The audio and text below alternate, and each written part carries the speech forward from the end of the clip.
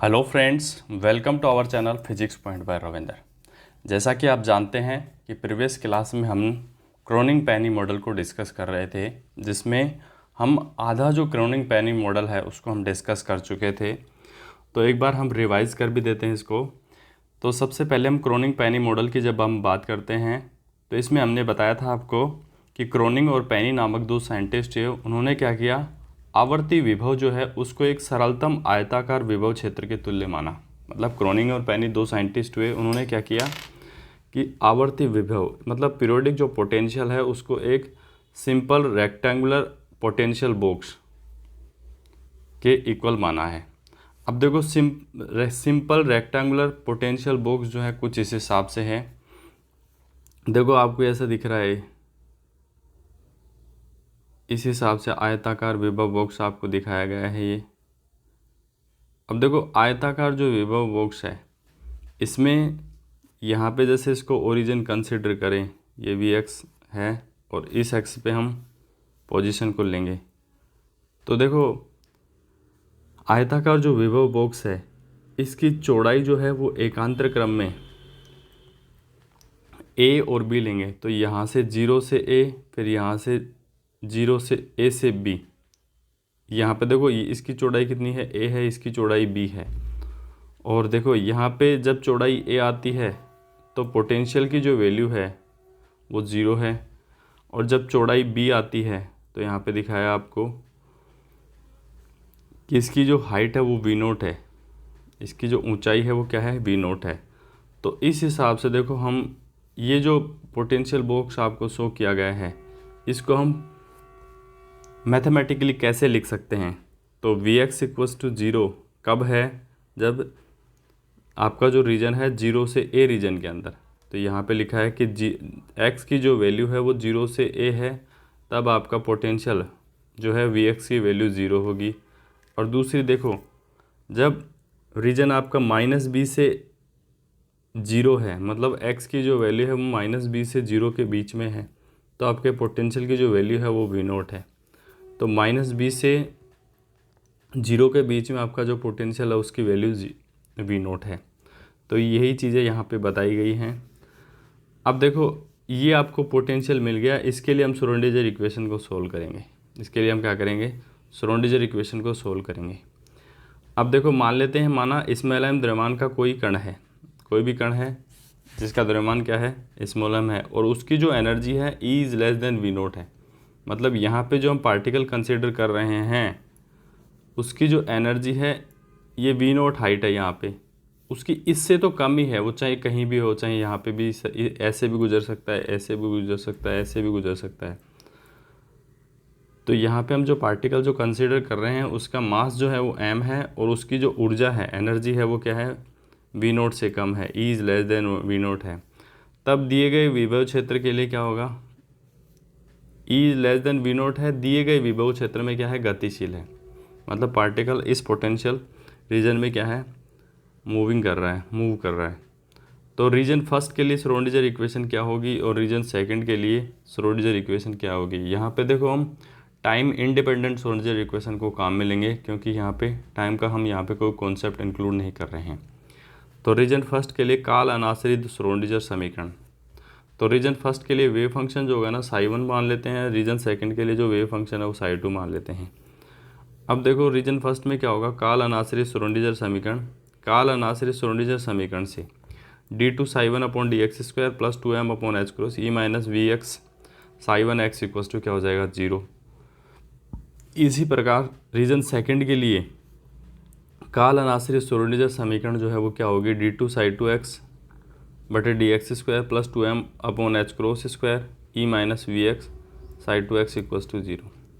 अब देखो यहाँ से हम रीजन फर्स्ट में देखो वी एक्स की जो वैल्यू है वो 0 है, और रीजन सेकंड में देखो इसको तो हमने फर्स्ट रीजन बोला है और इसको सेकंड बोला है।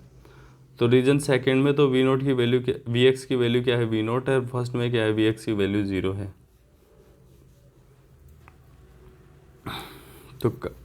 तो फर्स्ट रीजन में वी एक्स की वैल्यू 0 रखेंगे। तो देखो यहाँ पे क्या बच गया, d2 ψ1x ψ1 upon dx² 2m e बटे h क्रॉस स्क्वायर ψ1x, और इधर क्या हो जाएगा d2 ψ2x बटे 2m upon h cross square e minus v nought psi two x बटे 0, मतलब वी एक्स की वैल्यू क्या रख दी हमने, वी नोट रख दी। अब देखो हमेशा जो हम घटाते हैं ना, बड़ी राशि में से छोटी राशि घटाते हैं, तो यहाँ पे वी नोट जो है वो क्या है, ई से बड़ा है। तो देखो हम इसको टर्म्स को उल्टा करेंगे, वी नोट माइनस ई करेंगे। तो वी नोट, क्योंकि देखो जो बड़ा है उसी में से सब्सट्रैक्ट किया जाता है, तो ये कह सकते हैं कि यहाँ पे ओवरऑल जो क्वांटिटी आपको नेगेटिव मिलेगी। तो इसीलिए हम टर्म को एडजस्ट करके वी नोट में से ई घटाते हैं। तो देखो ये समीकरण तो ऐसे कैसे चलेगी, उसमें क्या हो जाएगा, मान लेते हैं 2m upon h cross square बराबर एल्फा स्क्वायर। अब देखो 2m upon h cross square बार बार लेके चलेंगे तो हमारा जो टर्म्स है, जैसे हम इसको सेकंड ऑर्डर डिफरेंशियल इक्वेशन को सोल्व करेंगे तो कॉम्प्लिकेटेड हो जाएगी, इसलिए इसको एक बार तो एल्फा स्क्वायर के इक्वल मान लेते हैं। तो आपकी जो समीकरण बन जाएगी फर्स्ट रीजन के लिए d2 psi one upon d x square plus alpha square psi one x equals to 0। ये तो फर्स्ट रीजन के लिए आपकी श्रोडिंगर इक्वेशन हो गई। अब सेकंड रीजन के लिए बात कर रहे हैं हम कि वी नोट की जो वैल्यू है ई से ज़्यादा है, तो हम टर्म को एडजस्ट करेंगे वी नोट माइनस ई, तो माइनस देखो आगे आ जाएगा, ताकि देखो इस ओवरऑल जो इक्वेशन है इस पर भी कोई फ़र्क नहीं पड़ना चाहिए। देखो अब ये माइनस अंदर लेंगे तो ई प्लस का हो जाएगा, वी नोट माइनस का हो जाएगा, सेम यही बन जाएगी। मतलब इसी टर्म को देखो हम इसी फॉर्म में लिख सकते हैं। अब देखो 2m upon h cross square, we note minus E को हम बोल देते हैं बीटा स्क्वायर मान लेते हैं, क्योंकि इतनी बड़ी टर्म को लेके चलना फिर सेकंड ऑर्डर के डिफरेंशियल इक्वेशन को सोल्व करना आसान नहीं होता है। तो इसको हमने बीटा स्क्वायर के इक्वल मान लिया। तो हमारी जो श्रोडिंगर इक्वेशन है वो d2 psi two x upon d x square minus beta square psi two x equals to 0, ये हमारी श्रोडिंगर इक्वेशन आ गई। अब उसके बाद में हमें क्या करना है, अब यहाँ पे साई वन एक्स और साई टू एक्स क्या है, वेव फंक्शन है, और यहाँ पे हम सॉलिड स्टेट फिजिक्स पढ़ रहे हैं, तो यहाँ पे हम पीरियोडिक पोटेंशियल को कंसिडर करेंगे। तो यहाँ पे जो वेव फंक्शन हम कंसिडर करेंगे वो ब्लोच थ्योरम के अकॉर्डिंग कंसिडर किया जाएगा।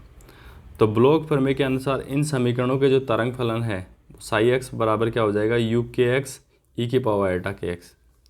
अब देखो के जो है ये सफिक्स में है, जैसे फर्स्ट रीजन के लिए लेंगे तो यू के की जगह 1 रख देंगे, यू 1 एक्स ई की पावर एटा के 1।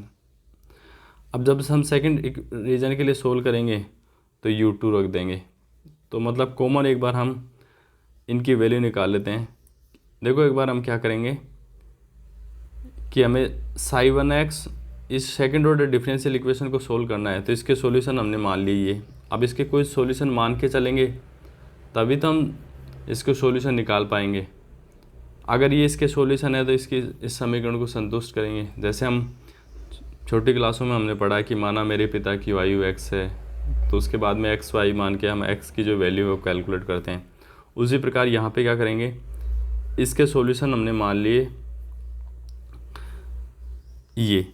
अब देखो इसके सॉल्यूशन ये हैं, तो ये इस समीकरणों को संतुष्ट करेंगे दोनों को। तो एक बार तो हम देखो साई एक्स की वैल्यू चाहिए हमें, एक डबल डेरिवेटिव की वैल्यू चाहिए। तो देखो साई एक्स इक्वल्स टू, तो हमने मान लिया साई एक्स यू के एक्स ई की पावर आयटा के एक्स। अब फिर इसको एक बार डिफ्रेंशिएट करेंगे तो D Sai x by D x E iota के ऐसे कैसे, सॉरी यू के एक्स तो ऐसे कैसे रह गया। अब ई की पावर आयोटा के एक्स का करेंगे तो ई की पावर आयोटा के एक्स, फिर आयोटा के एक्स का करेंगे तो एक्स का तो 1 हो जाएगा, आयोटा के आगे आ जाएगा। अब देखो हम आयोटा के एक्स का हमने कर लिया और यू के एक्स को ऐसे कैसे रखा है। अब हम क्या करेंगे, ई की पावर आयोटा के एक्स को ऐसे कैसे रखेंगे, यू के एक्स का करेंगे। तो ई की पावर आयोटा के एक्स ऐसे कैसे रख दिया हमने, और यू के एक्स का क्या हो जाएगा, डी यू के एक्स अपॉन डी एक्स। तो अब उम्मीद करता हूँ इतना समझ में आएगा। लेकिन हमें तो फर्स्ट ऑर्डर डेरिवेटिव नहीं चाहिए, हमें तो सेकंड ऑर्डर डेरिवेटिव चाहिए। तो d2 Sai to x upon d x square. अब देखो आयोटा के तो ये कांस्टेंट टर्म है, इसको तो छोड़ो आप। अब देखो आयोटा के एक बार ऐसे कैसे रख देंगे। अब देखो यू के एक्स को एक बार डिफ्रेंशिएट नहीं कर रहे हैं हम, एक बार आयोटा के एक्स को करेंगे। तो यू के एक्स, देखो यू के एक्स ऐसे कैसे, अब ई की पावर आयोटा के एक्स का ई की पावर आयोटा के एक्स, और ई की पावर आयोटा के एक्स का क्या, आयोटा के एक्स का क्या हो जाएगा, आयोटा के। तो आयोटा के पहले से भी था और आयोटा के अभी आ गया। तो यहाँ पे आपके पास ओवरऑल जो टर्म है ना वो बन गई, क्या बन गई, आयोटा स्क्वायर के स्क्वायर यू के एक्स ई की पावर आयोटा के एक्स। अब देखो हमने इस अभी तो हमने ई की पावर आयोटा के एक्स का किया था, अब क्या करेंगे यू के एक्स का करेंगे, तो बाकी टर्म जो है उसको आगे रख लेंगे। तो आयोटा के आगे है और ई की पावर आयोटा के एक्स भी आगे है, और डी यू के x upon d x you के एक्स का करेंगे। अब देखो ये पूरी टर्म का हो गया, अब इस टर्म को हम कंसीडर करते हैं। एक बार तो इसको ऐसे कैसे रहने दो, इसको ऐसे कैसे रहने दिया ई की पावर आयोटा के एक्स। अब इसका डिफ्रेंशिएट करेंगे तो डी टू यू के x upon d x square हो गया। अब देखो इसको ऐसे कैसे रहने दो, इसका करेंगे तो ई की पावर आयोटा के एक्स का करेंगे तो ई की पावर आयोटा के एक्स, फिर आयोटा के एक्स का करेंगे तो आयोटा के, और डी यू के एक्स ऐसे कैसे रह जाएगा डी यू के एक्स अपॉन डी। तो उम्मीद करता हूँ कि ये जो डिफरेंशियल इक्वेशन हमने सोल्व किए, सेकंड ऑर्डर डेरिवेटिव हमने फाइंड आउट किया, वो समझ में आया होगा। तो देखो एक बार तो देखो इस टर्म को देखो, ये ऐसे कैसे, तो आयोटा स्क्वायर होता है -1, क्योंकि आयोटा इक्वल्स टू √-1 होता है, तो ये हो गए -k² यू के एक्स ई की पावर आयोटा के एक्स। अब देखो इन दोनों टर्म को आप ध्यान से देखो, दोनों एक जैसी हैं, तो 2 आयोटा ई की power iota k x d you के एक्स अपॉन डी एक्स हो जाएगा, और ये सेकंड ऑर्डर डेरिवेटिव है। तो एक बार यहाँ पे 2 बार ही लिख दिया, कोई बात नहीं, इससे फ़र्क नहीं पड़ता। ई की power iota k x d two you के x upon d x square. अब देखो अब पूरी ये जो टर्म है ये टर्म तो 2 बार है ही। अब इन सभी टर्म्स में ई की पावर आयोटा के एक्स क्या है, कॉमन है। तो इसका सॉल्यूशन क्या हो जाएगा, सबसे पहले सेकंड ऑर्डर डिफरेंशियल इक्वेशन लेंगे डी टू यू के x upon d x square, फिर ये 2 iota k x 2 iota k d you के एक्स बटे डी एक्स, फिर ये -k² वाली टर्म -k² यू के एक्स, इसको समीकरण 4 दे दिया। तो ये हो गया, ये हमने यहाँ पे देखो सेकंड ऑर्डर डेरिवेटिव भी निकाल लिया, साई एक्स की वैल्यू भी निकाल ली। अब ये जो वैल्यू है ऊपर वाली जो इक्वेशन उसमें सब्स्टिट्यूट कर देंगे। सो समीकरण ये तो 4 है और समीकरण 3 ऊपर है साई एक्स। समीकरण 3 व 4 से समीकरण 1 व 2 में मान रख लेंगे। अब देखो प्रथम हमने पहले भी आपको बताया था कि प्रथम क्षेत्र में यू के एक्स की वैल्यू क्या रखेंगे, u1x। एक्स अंडरस्टूड है तो लिखें, फ़र्क नहीं पड़ता, बाकी हमें पता होना चाहिए यू के एक्स वो एक्स का ही फंक्शन है। और द्वितीय क्षेत्र में यू के एक्स की जो वैल्यू है u2x लिखेंगे। अब देखो इसमें ये वैल्यू रखेंगे सबसे पहले डी टू साई1x अपॉन डी एक्स स्क्वायर, तो ये वैल्यू ऐसे कैसे रख देंगे, कौन सी वैल्यू, ये वैल्यू ऐसे कैसे रख देंगे। अब देखो हमने ऐसे कैसे वैल्यू रख दी, ई की power iota k x d to u1, क्योंकि फर्स्ट रीजन में है u1 upon d x square, 2 iota k D u1 बटे डी एक्स -k² प्लस बाकी ये टर्म तो देखो α² साई एक्स, α²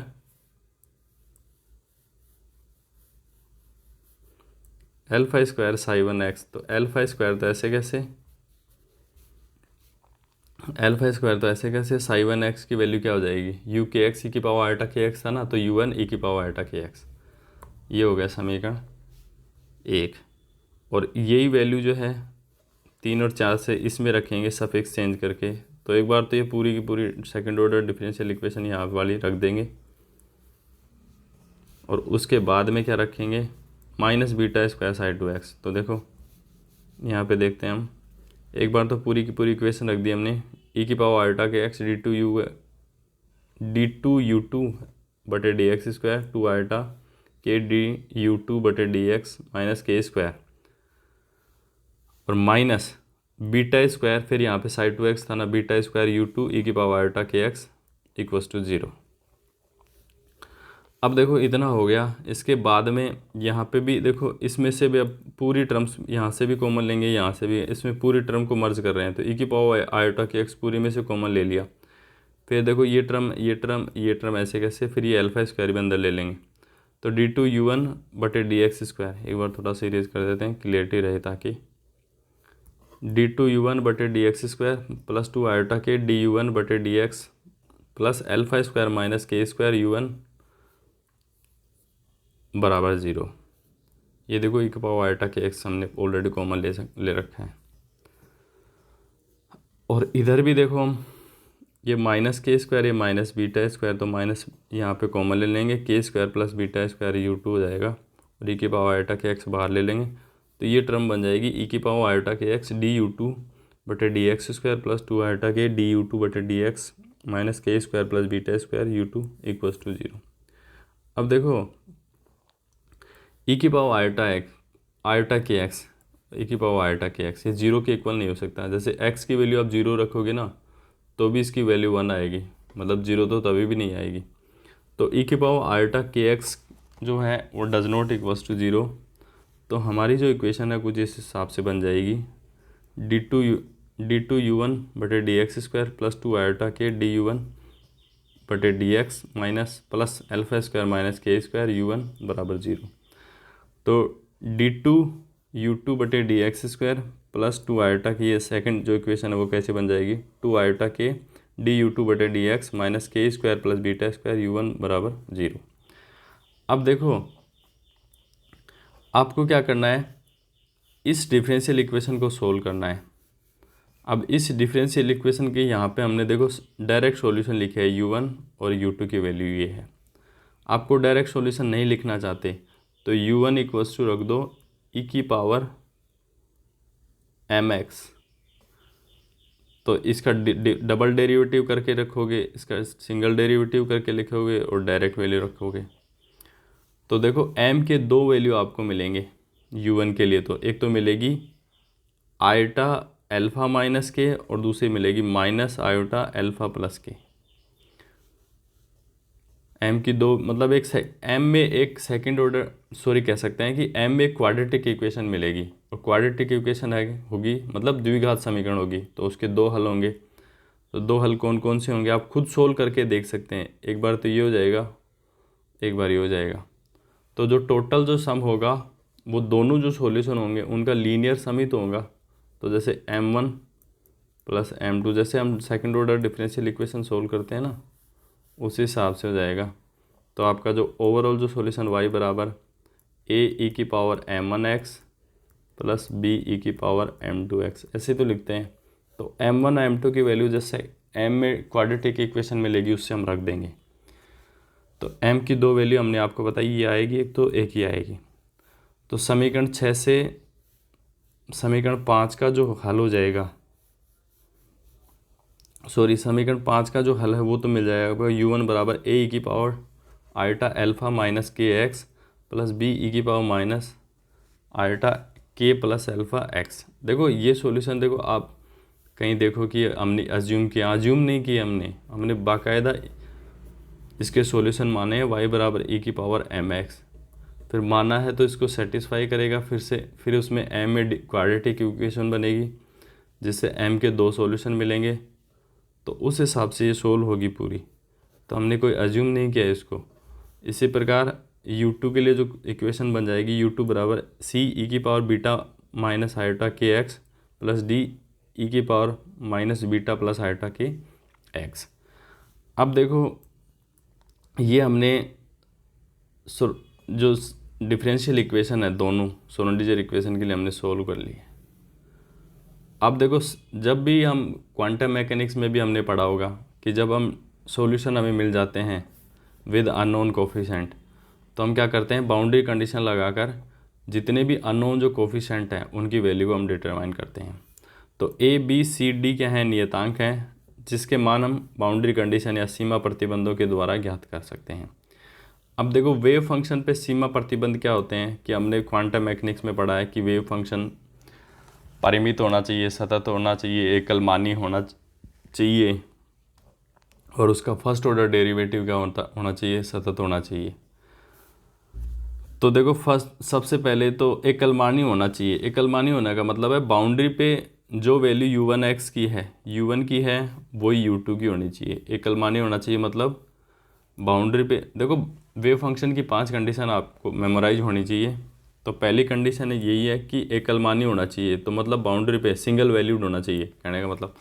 तो बाउंड्री पे x बराबर 0 पे जो वैल्यू u1x की है वही वैल्यू u2x की होनी चाहिए।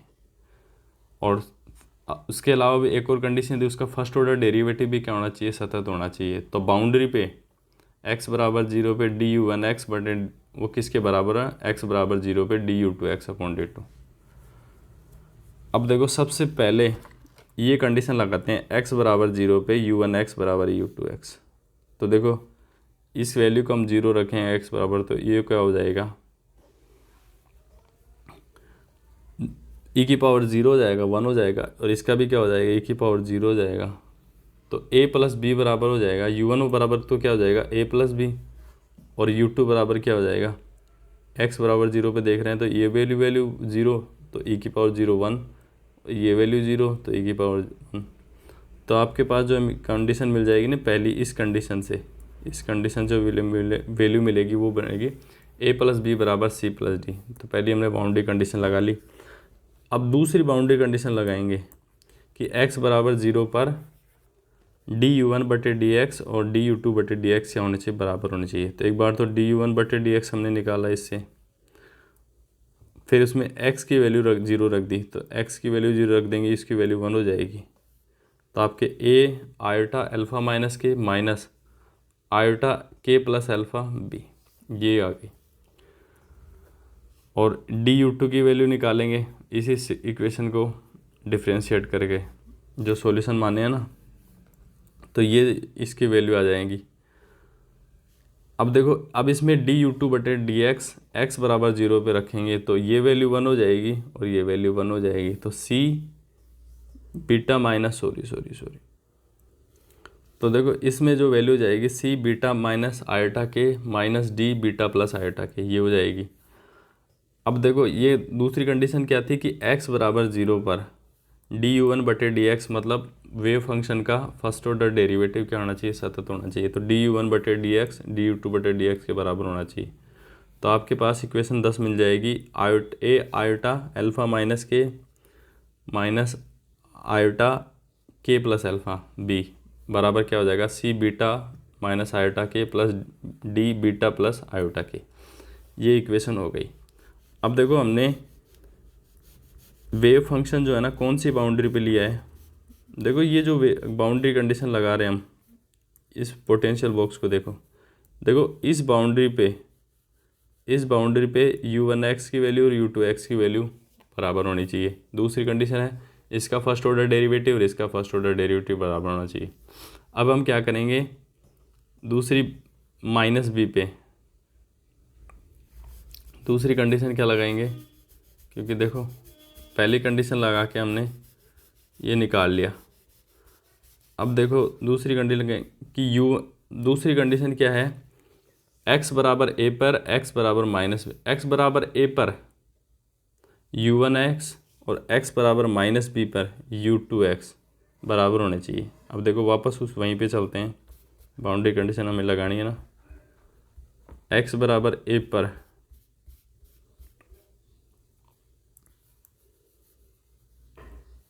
देखो इसकी पहली बाउंड्री तो यहाँ पे है, x बराबर a पर तो u1x इस यहाँ पे, और फिर देखो b तो स्टार्ट हो जाता है, फिर यहाँ पे साइड टू x दूसरा रीजन स्टार्ट हो जाएगा, और यहाँ पे तो u2x और यहाँ पे u1x क्या होनी चाहिए, बराबर होनी चाहिए। क्योंकि ये पीरियोडिक पोटेंशियल है तो यहाँ पे ये वही है, यहाँ पे साइड टू x है, यहाँ पे यहाँ पे u1x है, यहाँ पे एक बार इरेज करके लिखता हूँ कि x बराबर a पर u1x, देखो ये बाउंड्री, और x बराबर माइनस b पर u2x ये बराबर होने चाहिए।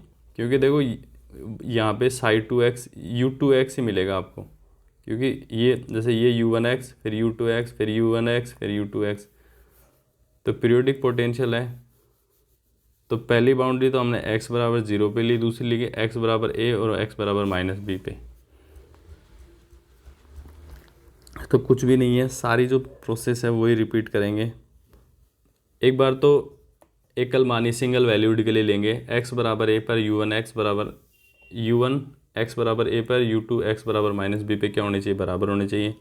फिर इसके फर्स्ट ऑर्डर डेरिवेटिव x बराबर a पर x बराबर माइनस b पर बराबर होनी चाहिए।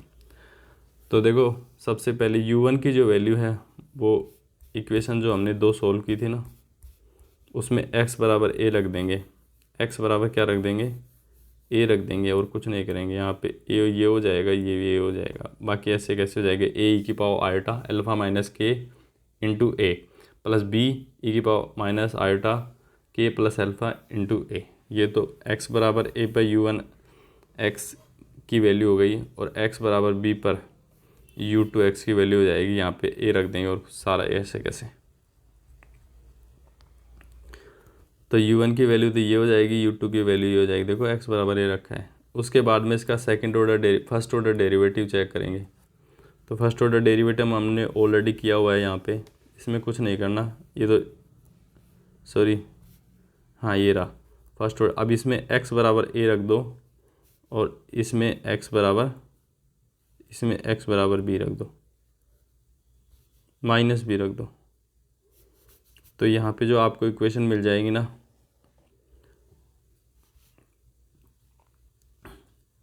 डी यू वन बटे डी एक्स बराबर ए पर आयोटा अल्फ़ा माइनस के ई की पावर आयोटा अल्फ़ा माइनस के इंटू ए माइनस आयोटा के प्लस अल्फ़ा बी ई की power iota minus iota alpha plus के इंटू ए।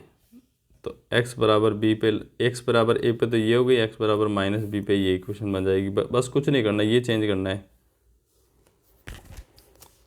तो ये दोनों बराबर होनी चाहिए, तो इनको इक्वेशन में रख देंगे। एक साइड में लेफ्ट हैंड साइड में x बराबर a पे डी यू वन बटे डी एक्स और ये डी यू टू एक्स बटे d x at x equals to minus b पे। अब देखो ये हमारे पास एक तो देखो दो कंडीशन तो यहाँ पे आई थी। तो देखिए ये तो इक्वेशन 9 है और इसके बाद में ये इक्वेशन 10 है और ये इक्वेशन 11 है और ये इक्वेशन 12 है। अब समीकरण 9, 10, 11, 12 को हल करने के लिए हमें क्या करना पड़ेगा, ए बी सी डी को के जो गुणांक हैं उनको किस रूप में लिखना पड़ेगा, मैट्रिक्स फॉर्म में। तो ए बी सी डी के जो गुणांक हैं उनको मैट्रिक्स फॉर्म में लिखेंगे। तो देखो सबसे पहले हम समीकरण 9 पे चलते हैं। समीकरण 9 कहाँ पे, ये रही। एक बार इसको इरेज कर लेते हैं सारे को। तो समीकरण 9 में देखो a plus b minus c minus d बराबर 0। तो ए बी सी डी के गुणांक क्या होंगे, 1 1 माइनस 1 माइनस 1। तो देखो यहाँ पे ऐसे लिखा है 1 1 माइनस 1 माइनस 1। इसी प्रकार जो समीकरण 10 है उसमें भी ए बी सी डी के गुणांक क्या हो जाएंगे, अल्फ़ा आयोटा अल्फ़ा माइनस के माइनस आयोटा अल्फ़ा प्लस के बीटा माइनस आयोटा के बीटा प्लस आयोटा के। इसी प्रकार जो समीकरण 11 है उसमें ए बी सी डी के गुणांक ये हो जाएंगे और समीकरण जो 12 है उसमें ए बी सी डी के गुणांक ये हो जाएंगे। अब देखो यहाँ पे कॉम्प्लिकेटेड 4 इंटू 4 की एक मैट्रिक्स बन गई। तो अगर हम इसको सोल्व करेंगे, खुद सोल्व करने बैठेंगे तो हो सकता है 3 से 4 पेज भर जाएं, लेकिन हमें ऐसा नहीं करना है क्योंकि देखो ये कॉम्प्लिकेटेड प्रोसेस है। इस हिसाब से हम अगर क्रोनिंग पेनी मॉडल करेंगे तो 5, 6, 10, 12 पेज में पूरे 2-2.5 घंटे की जो आपकी जो एग्ज़ाम होती है उसमें फिर आपका क्रोनिंग पेनी मॉडल ही होगा। तो एक कॉम्प्लेक्स 4 इंटू 4 की मैट्रिक्स है। देखो 2 इंटू 2 की मैट्रिक्स, 3 इंटू 3 की 2 इंटू 3 की मैट्रिक्स या 3 इंटू 3 की मैट्रिक्स को सोल्व करना ही बहुत डिफ़िकल्ट हो जाता है। तो 4 इंटू 4 की मैट्रिक्स को सोल्व करना बहुत कॉम्प्लिकेटेड है। तो आपको चाहे आप किसी से भी पढ़ लो, आपको ये जो डायरेक्ट जो सॉल्यूशन है वो आपको याद रखना पड़ेगा। तो देखो बीटा स्क्वायर, ये जो समीकरण इस सारणी को हल करने पर जो हमें सॉल्यूशन मिलता है ना, आप इसको सोल्व करना चाहो तो कर लेना, आपको अगर शोध करना है। बाकी अगर ऐसा करोगे तो आप मतलब 5-10 पेज भर दोगे, हो सकता है आपको कुछ निकले भी नहीं, अगर आपकी मैथमेटिक्स बहुत ज़्यादा स्ट्रॉन्ग है तो देखो इस सारणी को अगर हम हल करें तो beta square minus alpha square बटे 2 alpha beta sine hyperbolic beta b plus into sine alpha a plus cos hyperbolic beta b dot into cos alpha a बराबर आता है कोस के ए प्लस बी। अब देखो ये भी हम एक कॉम्प्लिकेटेड सी इक्वेशन लग रही है। तो यहाँ पे लिखा है इस समीकरण को जो हल करना है वो कठिन है, इसलिए इस समीकरण को हम क्या करेंगे, इस समीकरण को हल करने के लिए क्रोनिंग व पेनी ने क्या किया, एक ऐसी स्थिति का वर्णन किया जब v nought tends to infinity, मतलब जो पोटेंशियल जो बॉक्स है उसकी हाइट वी नोट को क्या ले जाएं, इन्फिनिट पे ले जाएं, और बी टेंस टू ज़ीरो, मतलब जो विड्थ है चौड़ाई है उसकी उसको जीरो कर दें, अर्थात विभव क्षेत्र को एक डेल्टा फलन के समान मान लें। डेल्टा फलन यही तो होता है कि अचानक जीरो इन्फाइनाइट हो जाता है। डेल्टा डिराक फंक्शन आपने पढ़ा होगा BSc second year mathematical physics. तो यहाँ पे देखो इस समीकरण को हल करने के लिए क्या किया, क्रोनिग और पेनी ने इस विभव क्षेत्र को एक डेल्टा फलन के समान मान लिया। कैसे मान लिया, बी नोट की वैल्यू तो इन्फाइनाइट कर ली, बी की वैल्यू जीरो कर दी। तो बी की वैल्यू जीरो करेंगे तो साइन हाइपरबोलिक बीटा बी जो है वो लगभग क्या हो जाएगा, बीटा बी के, और कोस हाइपरबोलिक बीटा बी है वो 1 हो जाएगा। ये अप्रोक्सीमेशन की कंडीशन है। तो देखो हमारे पास ये इक्वेशन क्या है, साइन हाइपरबोलिक बीटा बी, तो ये तो बीटा बी हो जाएगा और ये क्या हो जाएगा, 1 हो जाएगा। तो हमारे पास इक्वेशन बन जाएगी देखो किस हिसाब से, beta square minus alpha square बटे 2 alpha beta, beta b sine hyperbolic beta b था यहाँ पे, तो beta b into sine alpha a plus cos alpha a, क्योंकि कोस हाइपरबोलिक बीटा बी की जो वैल्यू होती है ना वो क्या होती है, 1 होती है, और कोस के ए प्लस बी, और तो ए की वैल्यू जीरो की तरफ अग्रसर है, टेंस टू जीरो, तो यहाँ पे कोस के ये बच गया। तो beta square minus alpha square बटे 2 अल्फा, देखो बीटा से बीटा कैंसिल हो गया यहाँ पे, B sign alpha a plus cos alpha a बराबर कोस के ए, ये आपके पास इक्वेशन आ गई। अब देखो इसको क्या करेंगे,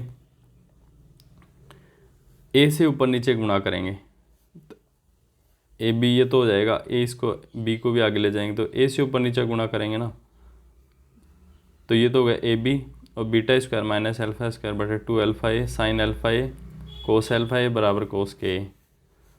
तो देखो a b beta square minus alpha square बटे 2, अब देखो ये अल्फा ए जो है ना इसको इसके नीचे रख दिया, कोस अल्फा ए कोस के ए। अब देखो ये जो पूरी टर्म है ना इसको पी के इक्वल मान लिया है। अब क्यों माना, इसको आगे हम सब्स्टिट्यूट कर देंगे अगर हमारे पास हमको ज़रूरत पड़ी तो आपके पास जो क्रोनिग पेनी जो समीकरण है इसको तो पूरी को पी के इक्वल मान लिया, ये बन गया sign alpha A upon alpha a cos alpha a बराबर कोस के। तो P sign alpha A upon alpha a plus cos alpha a बराबर कोस के। तो यह जो समीकरण है यही क्या है, क्रोनिग पेनी समीकरण है। ये जो समीकरण है इसको क्या कहेंगे, क्रोनिग पेनी समीकरण है। अब यहाँ पे p की जो वैल्यू है वो क्या है, p बराबर है a b beta square minus alpha square बटे 2। तो p की जो वैल्यू हम ओवरऑल यहाँ पे हम क्या लिख सकते हैं, देखो क्यों लिखा है ये इसके भी पीछे लॉजिक है। अब देखो हम p के लिए हम सोल्व करेंगे तो ए बी बाई 2 ये आगे ले लेंगे ना। अब बीटा स्क्वायर की वैल्यू हमने क्या मानी थी, 2m upon h cross square we note minus E, और अल्फा स्क्वायर की वैल्यू क्या मानी थी हमने 2m upon h cross square. तो p की जो वैल्यू है a बटा बी ऐसे कैसे 2m upon h cross square we note minus 2e आ जाएगी। अब देखो इसको सम और भी अप्रोक्सीमेशन से सोल्व करते हैं।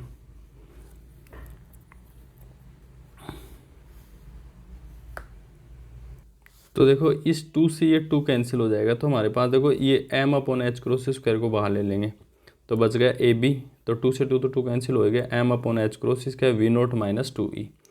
अब देखो वी नोट को हमने देखो डेल्टा फलन के इक्वल माना है ना, तो v nought tends to zero infinite किया है और बी टेंस टू जीरो किया है। तो v nought is very very greater than 2e, मतलब ई से पार्टिकल की जो एनर्जी उससे बहुत ज़्यादा है। तो पी की जो ओवरऑल जो वैल्यू आ जाएगी हमारे पास a b m V naught बटे एच क्रॉस इसका, मतलब इसको हम नेग्लिजिबल मान लेंगे। तो पी की जो वैल्यू है आपके पास आ गई एम ए बटे h cross square we nought b, ये हो गई पी की वैल्यू आपके पास। अब देखो हमने पी की वैल्यू निकाल ली, सॉरी एक बार कलर चेंज कर लेते हैं।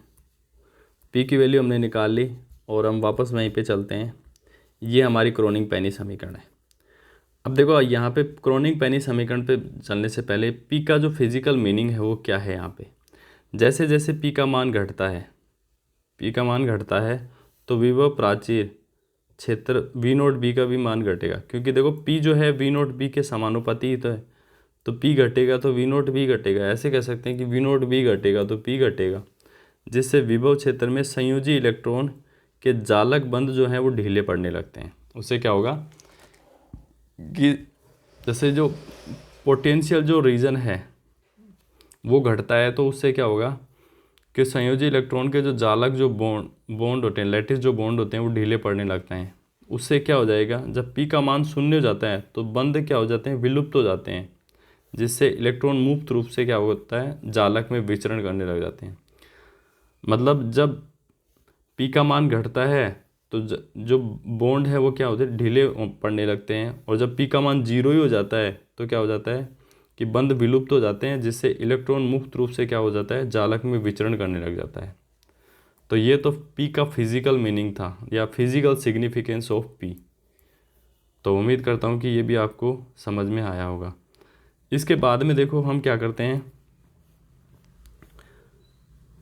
P बराबर 3π/2 पर P sign alpha A upon alpha a plus कोस के व अल्फा ए के बीच में ग्राफ खींचते हैं। मतलब देखो ये जो क्रोनिग पेनी जो समीकरण है इसके लिए हम ग्राफ खींचते हैं। तो एक्स अक्ष पे तो हम जो हैं वाई अक्ष पे तो इसको लेंगे और एक्स अक्ष पे इसको लेंगे। या ऐसे कह सकते हैं कि इसकी जो वैल्यू है वो किसके बराबर है, कोस के ए के इक्वल है। तो ग्राफ जो है वो -1 से +1 के बीच में ही जाएगा, कहने का मतलब। तो ये जो ओवरऑल जो वैल्यू है देखो ये किसके बराबर है, कोस के ए के। तो कोस के ए का जो ग्राफ होगा वो ही इसका ग्राफ होगा, कहने का मतलब। ज़्यादा इसमें दिमाग लगाने की ज़रूरत नहीं है।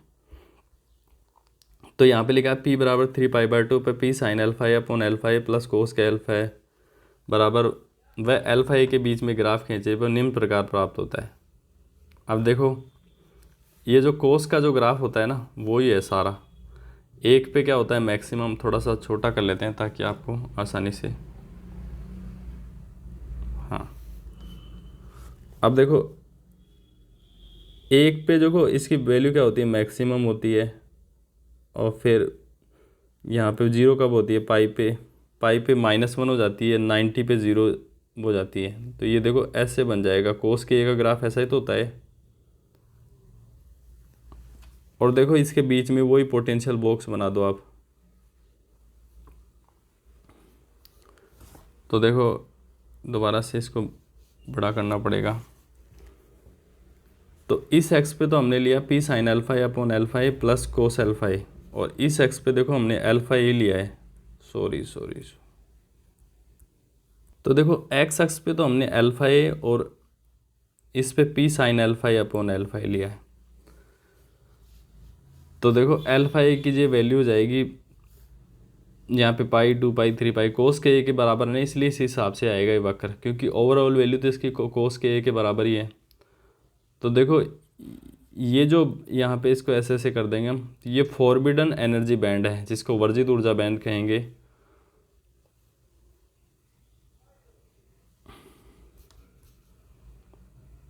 देखो ये जो लाइनिंग वाला जो रीजन है ये, इसको तो बोलते हैं वर्जित ऊर्जा अंतराल, इसको बोलते हैं वर्जित क्षेत्र, फॉरबिडन रीजन।